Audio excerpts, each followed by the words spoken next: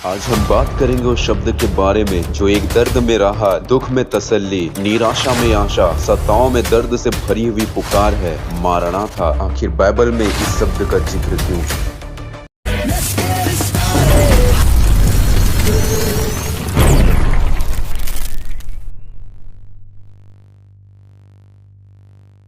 पहले हम एक वचन को देखेंगे, पहला कुरिन्थी अध्याय 16 और उसका वचन 20 में हे प्रभु आ का जिक्र है, जिसके मूल पे हम मारनाथा शब्द को देख पाते हैं। मारनाथा एक अरामी शब्द है जिसका अर्थ हमारा प्रभु आ रहा है या हे प्रभु आ। तो ये रहा इसका मतलब, लेकिन ये आखिर क्यों कहा जाने लगा? आरंभिक कलीसिया, पीड़ितों के समय की कलीसिया ने बहुत ही सताओं का सामना किया। रोमी शासक और रोमी सत्ता के समय मसीहों का जीवन आसान नहीं था। रोमी शासन के कारण रोमी यह घोषित कर रहे थे कि सीजर ही उनका परमेश्वर है, लेकिन प्रारंभिक मसीह ये बात जानते और ये बात मानते थे कि केवल एक ही परमेश्वर और एक ही प्रभु है और वह प्रभु यीशु मसीह है। और इसी वजह से वे विश्वासी किसी भी हाल में कैसर को अपना प्रभु नहीं कह सकते थे।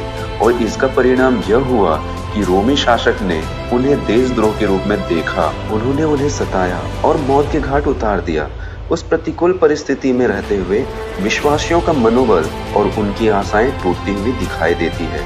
उनका विश्वास टूट रहा था और उनका मनोबल जब गिर रहा था, तब ये शब्द मारनाथा उन उत्पीड़ित और सताए हुए विश्वासियों के लिए सामान्य अभिवादन बन गया।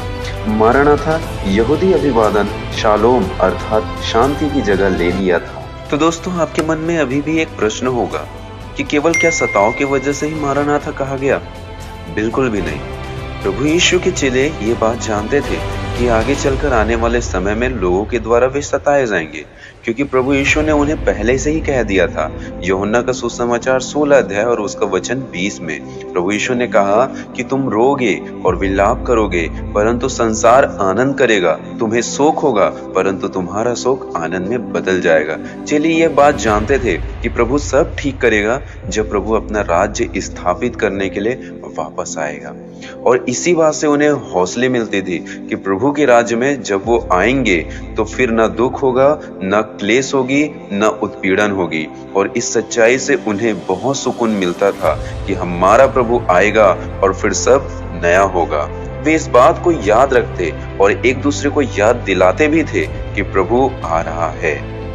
लूका रचित सुसमाचार अध्याय 21 और वचन 12 में हम इस प्रकार से देख पाते हैं, परंतु इन सब बातों से पहले वे मेरे नाम के कारण तुम्हें पकड़ेंगे और सताएंगे और पंचायतों में सौंपेंगे और बंदी गृह में डलवाएंगे और राजाओं और हाकिमों के सामने ले जाएंगे।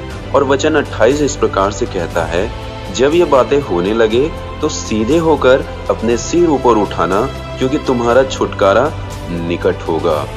और प्रकाशित वाक्य अध्याय 22 वचन 12 में प्रभु यीशु मसीह कहते हैं कि देख मैं शीघ्र आने वाला हूँ।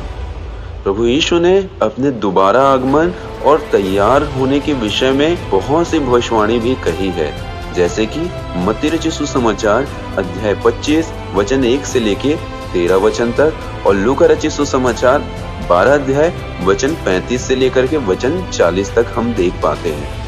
आज हम सभी विश्वासी भाई और बहन प्रभु और उद्धारकर्ता यीशु मसीह में विश्वास करने वाले अपने जीवन को इस ज्ञान के प्रकाश में जीते हैं कि वह किसी भी समय आ सकता है।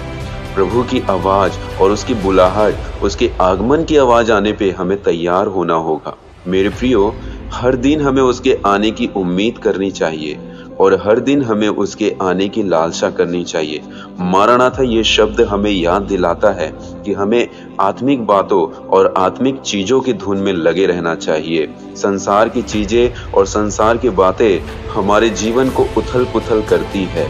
नीचे धरती पर रहकर हम पृथ्वी को देखते हैं, हम संसार में चारों ओर देखते हुए मात्र संसारिक चीजों को देखते हैं, परंतु जब हम ऊपर देखते हैं, ऊपर देखते हुए हम अपने प्रभु यीशु मसीह के जल्द आने की आशा को देखते हैं।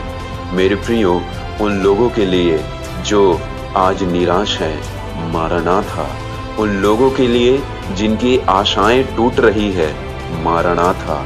उन लोगों के लिए जो आज चिंतित हैं। मारनाथा, वे लोग जो आज अपने दुखों, अपनी समस्याओं और चिंताओं से भरे हुए हैं। मारनाथा, हमारा प्रभु आ रहा है। आप सबको जय मसीह की।